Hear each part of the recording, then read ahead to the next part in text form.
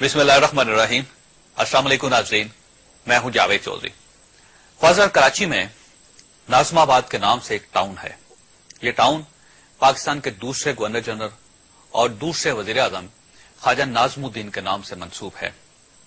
ख्वाजा साहब कायद आज़म मोहम्मद अली जिन्ना के करीबी साथी थे और वो किरदार के लिहाज से कितने बड़े इंसान थे, इसका अंदाजा आपको इन चंद वाकयात से हो जाएगा। ख्वाजा साहब और उनकी हुकूमत को मलिक गुलाम मोहम्मद ने 17 अप्रैल 1953 को बरतरफ कर दिया था। ख्वाजा साहब इक़्तिदार से फारिग हुए तो कराची शहर में उनका कोई प्लाट था, कोई घर था, कोई गाड़ी थी, कोई बैंक अकाउंट था और ना ही उनकी जेब में कोई पैसा थैला था।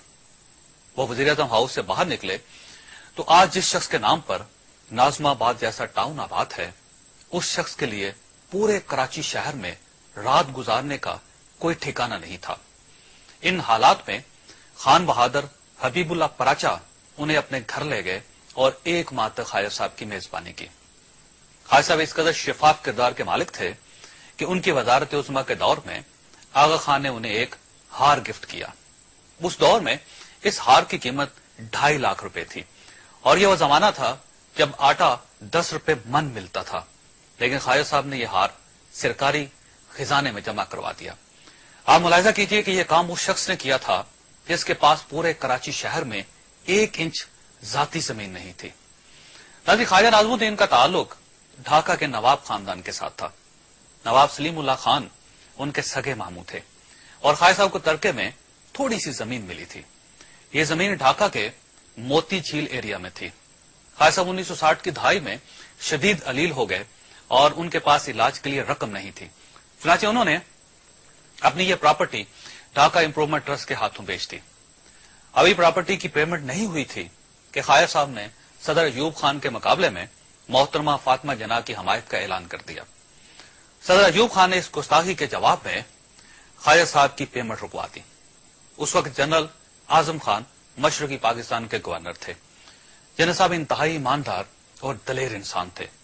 उन्हें जब ख्वाजा साहब के साथ होने वाली ज्यादती का इल्म हुआ तो उन्होंने प्रॉपर्टी की मार्केट वैल्यू लगवाई। मालूम हुआ ढाका इंप्रूवमेंट ट्रस्ट ने ख्वाजा साहब से आधी कीमत में जायदाद खरीदी थी। जिन्ना साहब ने फौरी तौर पर दुगनी कीमत का चेक बनवाया, साथ 50% हर्जाने का चेक लिया और ख्वाजा साहब के पास हाजिर हो गए। उस दिन आप यह मुलाजा कीजिए कि ख्वाजा साहब के घर में फाका था और उनके पास दवा की एक खुराक के लिए भी रकम नहीं थी, लेकिन ख्वाजा साहब ने इजाफी रकम और हर्जाने का चेक वसूल करने से इनकार कर दिया। ख्वाजा साहब का कहना था कि मैंने अपनी जायदाद जिस कीमत पर बेची थी, मैं उतनी रकम ही वसूल करूंगा और इससे 1 पाई भी ज्यादा नहीं लूंगा। आजाद मुल्क में पिछले चंद दिनों से यह बहस चल रही थी कि 1992 के जनापुर के नक्शे असली थे या जाली, और इस इशू में पाकिस्तान मुस्लिम लीग नॉन कसूरवार है या MKM। ये बहस नाज़रीन एक तरफ, लेकिन यह हकीकत अपनी जगह मौजूद है कि हमारे कायदीन एक ऐसा पाकिस्तान चाहते थे जो पूरे का पूरा जनापुर हो और जिसके लीडर ख्वाजा नाज़मुद्दीन की तरह सेल्फलेस, ईमानदार, खरे और सच्चे हों, और जिन पर चीनी चोरी, करप्शन, लूट खसूट और सियासी अकरवा परवी के इल्जाम न हो।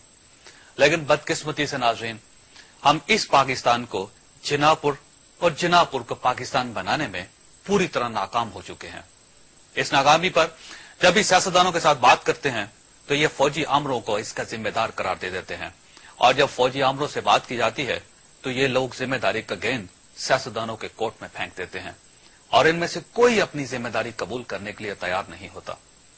लेकिन नाज़रीन, एक चीज तय है, हम आज जिस पाकिस्तान में सांस ले रहे हैं ये जिन्ना का पाकिस्तान नहीं, और हम में से कोई शख्स इसे जिन्ना का पाकिस्तान बनाने की कोशिश भी नहीं कर रहा।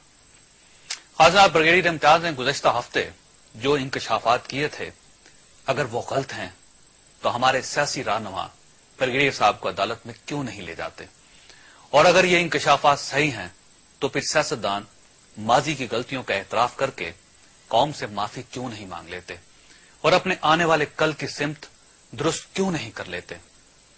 नाज़रीन, किसको किससे माफी मांगनी चाहिए? पाकिस्तान पीपल्स पार्टी को, पाकिस्तान मुस्लिम लीग नून को, या फिर MKM को, या फिर सबको एक दूसरे से?